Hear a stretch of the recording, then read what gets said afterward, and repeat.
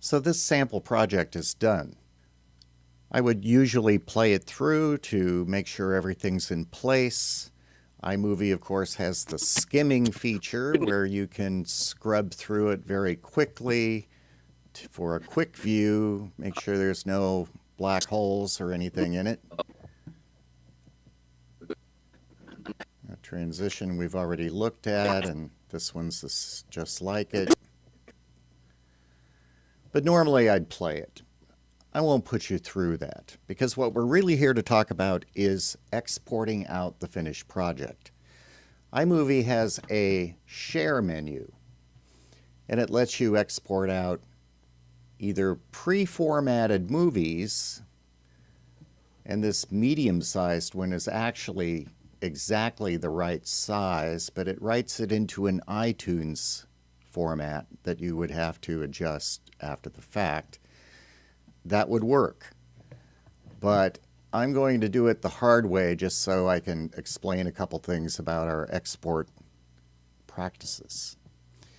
I've chosen export as QuickTime Movie. Down at the first, I want to check where I want it to export. I'm going to just put this one on the desktop. And this one is called the same as the project. That's fine. From the export pop-up, I want to choose Movie to MPEG-4.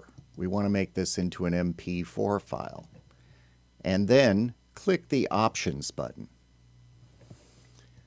And then you get a number of choices. I've chosen MP4 as my format. In the video button, I want to choose H.264. For data rate, I want about 1500.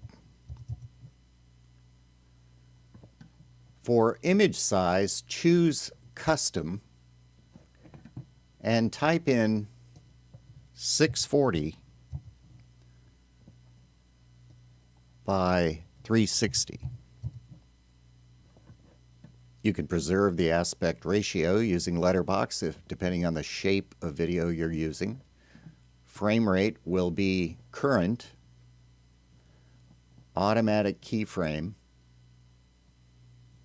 and then click the audio button. We'll want to use AAC music. For the data rate, we'll choose a higher number to keep a little more quality. It doesn't change the file size that much. And the sample rate will be 44:1. And the encoding quality best.